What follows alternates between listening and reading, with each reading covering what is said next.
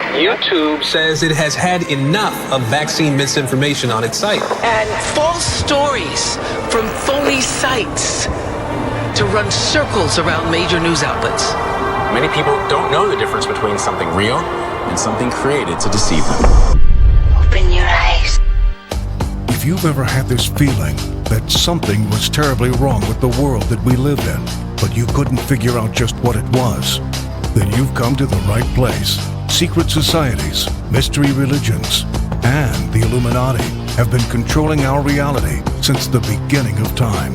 But not anymore, because there is an awakening happening, and you are about to become a part of it. Wake up, because this is a call for an uprising. This is a call for an uprising. Welcome to today's show. This is a really important video. Obviously, all of you are familiar with hearing about ChatGPT or Elon Musk's Grok. And slowly, little by little, everybody is getting conditioned into artificial intelligence, right? We always hear, what is AI? I don't know what AI is, but they tell us that AI is going to kill us and take all of our jobs away. But the transition that we're seeing is important to monitor because little by little, they're giving you more and more features of what they have. And eventually the plan, of course, is to mix iron and clay, to mix man and machine. I've done dozens of videos showing you all of these people from Elon Musk to the heads of AT&T and Nokia talking about the future of the phone is that you won't have a smartphone anymore. You will have this embedded in your body, in your genetic structure via gene editing. And this right here is a vision of what this interface is going to look like. They just released a camera functionality into Grok with what's called voice mode. And Elon Musk is tweeting out about it. He's bragging about, oh, it's awesome. It's awesome. And for anyone that doesn't understand what it is, Grok can see what you see literally. So I'll show you some examples momentarily, but let me explain. So you go into this app on your phone, and then you turn your phone around to whatever's inside of your home, right? And you could ask Grok, whatever you're looking at. What am I looking at? You could hold it up to your refrigerator, and Grok will tell you everything that's inside of your fridge. Now envision this, what this means. This is the new brain-computer interface. They are normalizing this. I've talked about this before. The dashboard that you have on your phone, these are going to be things that you could see out of your own eyes in front of you, as crazy as that sounds. It's honestly, it is going to be an easy transition for them, even though when you hear me say it, you say, nobody's going to be on board with that. That's utterly insane. People are going crazy over just this, asking Grok what they're looking at, and then Grok answers, right? Not to mention the fact that they're giving Grok full access to the inside of their homes. Now, we all know with these routers and these modems that they've tricked people into putting inside of their homes, they actually can map the inside of your home and see through your walls already via these Wi-Fi routers and modems. But this is even more so. You might say, well, people already have the Alexa. They have smart TVs, so they're constantly seeing what's going on inside the home, and that's 100% true. But now people are giving them full access, not only full access, but they're using the technology and getting used to the technology almost like it's mixed with them. So in other words, instead of going, if you're walking around your house and you're going, I have a leaky pipe. How do I fix the leaky pipe, right? Well, what's the first thing you're gonna do if you don't call a plumber? You're gonna go on YouTube, on your phone, on your laptop, and you look up DIY, how do I fix a leaky pipe, right? Well, now they're getting you used to doing this with the AI. So instead, you would just hold your phone up to the leaky pipe, and you press the button, and you'd say, how do I fix this leaky pipe? And the AI will say, well, what you need is a wrench, and what you need to do is go and get that, right? And eventually, you won't be holding the phone up to the leaky pipe because the phone will be in your body. And you will be mixed with machine, just like Elon Musk has said for years, right? Creating a neural lace is the thing that really matters for humanity to achieve symbiosis with machines, a collective consciousness, just like the video I covered recently with Black Mirror, where they're literally showing you what the future looks like. Man and machine, human cyborgs, as insane as it sounds. This is how they condition you into it. I've talked about wearable technology, and the purpose of that Getting the phone out of your hand. Next thing you know, people have it on their wrists, right? They're wearing the watches. They have the Fitbit. All these things are things that they're using to transition you into getting this into your body because you're already letting them in. Think about it. You're wearing a Fitbit and you're letting this technology read your blood pressure, read how many steps you're taking per minute. And little by little, people are just giving everything up to tech, so much so that they trust in the tech. The tech is now a part of their body already via wearable tech. And this right here is the latest step and a very dangerous step because now instead of going to your device and typing it in, well, you could just hold it up. Hold up your phone or whatever thing's going on and ask the phone what it's looking at. It'll tell you what it's looking at. Ask the phone how to solve the problem. And eventually when man mixes with machine, which is very, very close, this is exactly what the interface will look like. And these people who do this will no longer be human. And that's why I warn of the mark of the beast being this massive thing called the internet. And the only way you'll be able to use it is if you have a certain mark, which is to have this tech inside of your body. And think about the technology that we use now and scanning barcodes and how pretty much everywhere you go is now cashless. And if you go to a stadium and you don't have your phone, guess what? You can't get in. You can't buy a drink at the stadium. You can't get through the ticket vendor because you need a phone to do it. So when the phone goes inside the body in 10 years and they say, well, the phone's inside the body, now you can't even bring in a smartphone. People won't be able to buy or sell because most of these places are going to only take cashless revenue. They're only going to let you onto a plane with a digital boarding pass. I just covered this recently, right? They're already getting rid of the boarding pass. It's too much work to print it. Come on, we're moving forward, right? It's digital. But what if someone doesn't have a phone? Well, you're locked out, right? And then eventually when you don't have this inside your body, you're locked out. And at the same time, as I've shown you a million times, and I'll show you a trillion more, because every day new people find this channel, Neuralinks will make phones obsolete in the future, according to Elon Musk. All these guys are telling you that the phone is going away, yet they continually release this technology in the form of an app on a smartphone. So they're saying, go get this, go get Grok, go get this. Look, we're putting up Starlinks. Get used to this technology. But at the same time, they're going, well, there won't be smartphones because people are not understanding. They're talking about a brain-computer interface known as a BCI. And the Neuralink and other BCIs like the Neuralink are going to be the new phone. And these features that you're seeing with Grok and AI answering questions, this is something that's going to be inside of your body. In you, you're going to be mixed with machine. Let me show you some of the clips that people have posted where they're showing you how this technology works. And you might look at it and you might say, well, this is completely ridiculous, right? I mean, this is stupid. Well, of course it is. It's ridiculous. It's stupid. It's insane. But the people out there love this stuff. And then think about once this gets more advanced, where it's not just looking at how many apples you have in your fridge, where it's now answering questions that you'd usually type in to a Google search, and it's showing you and telling you how to do it. Then eventually you won't have the phone in your hand, and you can have this connected with your brain. And the next thing you know, they'll be talking about how you're a superhero. You could be superhuman. You could be AI and man mixed as one.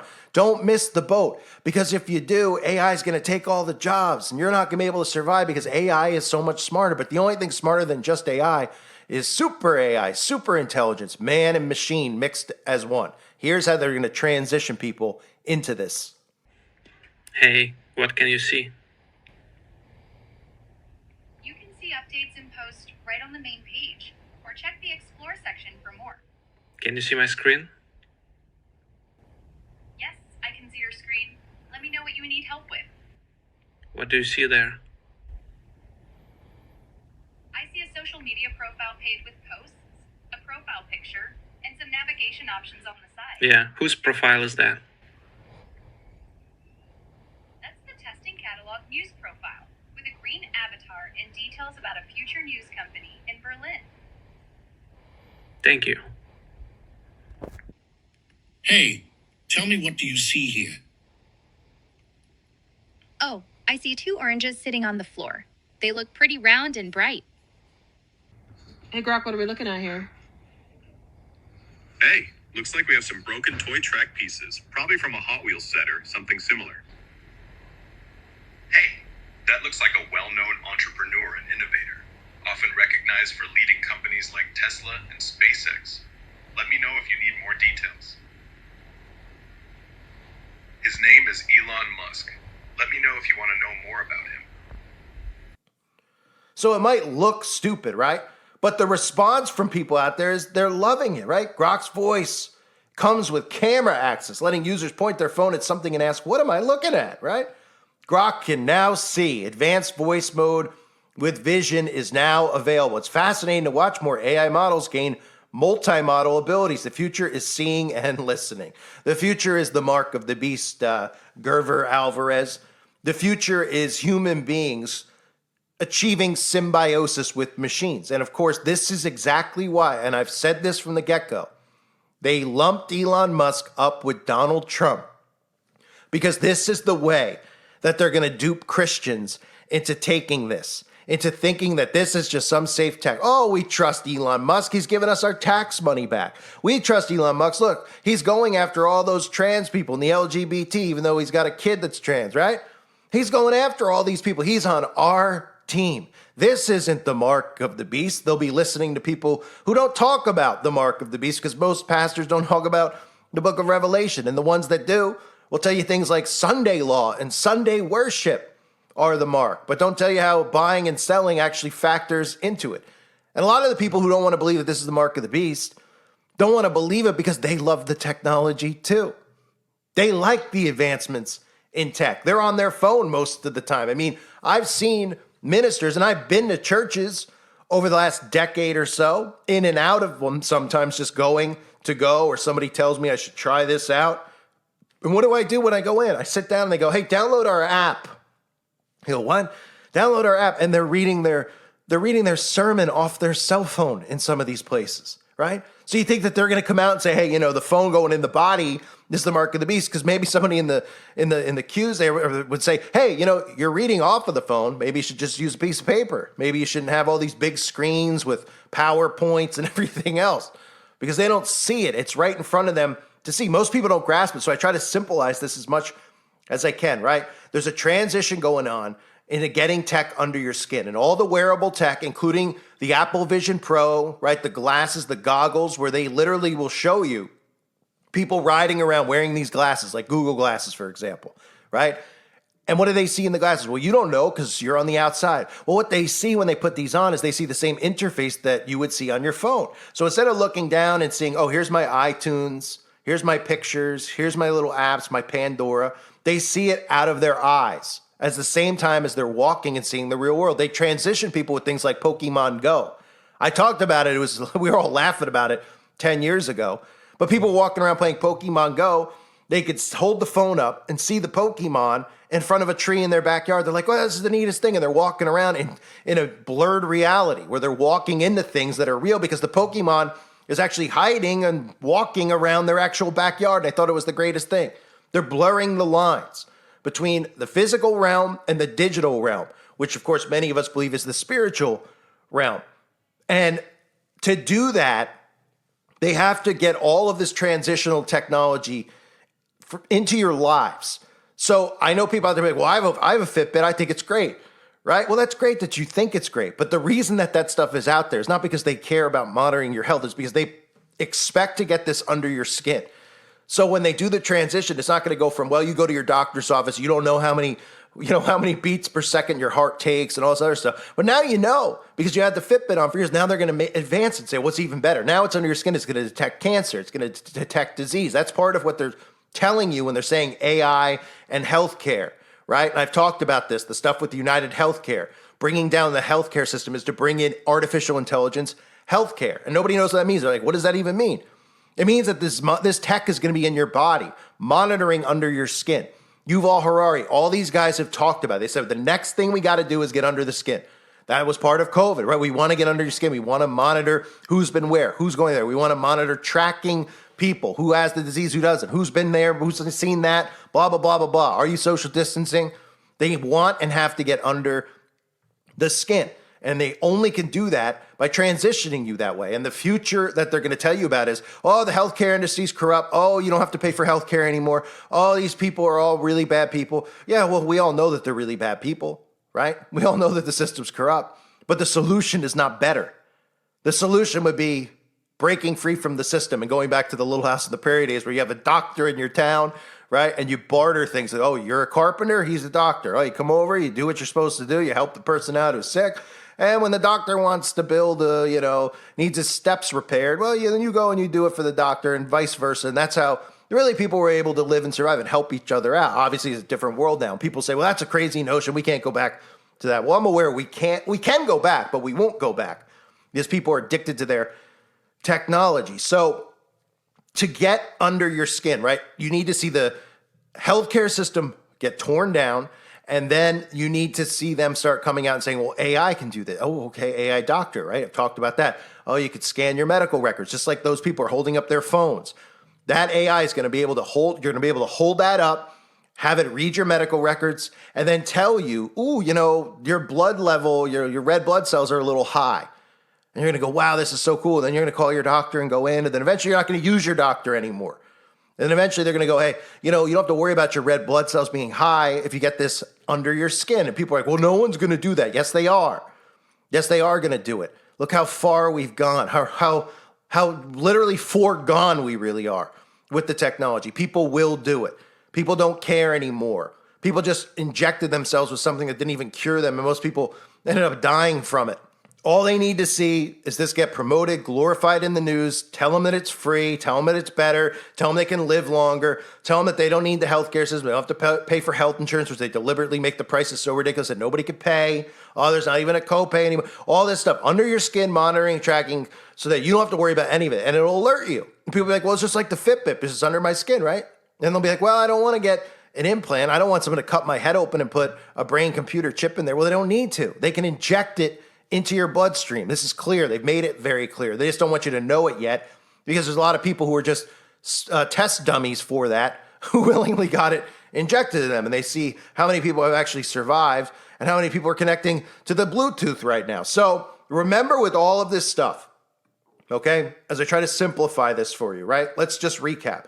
Getting the phone, okay, to now read and tell you things going on in your home. Hold it up to this, it'll tell you that. Hold it up to the wall. What color paint is it? It's Sherwin-Williams, navy blue, right? Oh, hold it up here. How do I do this? Well, here's how you do it, right? And you just start saying, well, my phone, I just hold it up now. I don't have to type it in. I hold it up. Hey, guess what? The next thing could be like the phone in the body. And they go, oh, I don't know about that. And you go, well, all these people who are creating this tech, the plan is to have brain-computer interfaces, right? And they go, I don't even know what that means. I don't have time to pay attention to it. And you go, wait a minute. These are the same people who are saying, well, the Neuralink, the Neuralace is the thing that really matters for humanity to achieve symbiosis with machines. You go, wait, we want symbiosis? Well, they're openly telling you that unless humanity and AI become one and merge, that human beings are going to become extinct. That's what they've been telling you. They say AI is going to take your job. AI is going to surpass humans. How many of these guys do we hear every week? The Google executives, Bill Gates, right? AI is going to surpass humans. Humans are not going to have a purpose anymore unless humans and AI become one. Well, now they're training you for that. This is part of how the training goes. Oh my goodness, you could have so much knowledge that you never thought before with having this in your body. You could automatically be one with it. So you'll know how to fix that pipe without even asking the AI, right? You'll be superhuman. And then think about how the training has been going for the last 50 years with these ridiculous superhero movies, one after the other, Superman, Ant-Man, all these things. And people will go, who watches this crap? Well, you're getting conditioned. That's the purpose of it. Then the celebrities come out and go, what's your superhero power? I love this one, right? Form of witchcraft, really. And while all of that's happening, and while Elon Musk is telling you that phones will be obsolete, but Neuralink will lead the way, we're hearing more and more about Starlink, which is really Skynet. And what are we hearing about it? That you're never going to go offline. So what should you be thinking? You should be thinking, well, what would it matter if phones are going to be obsolete?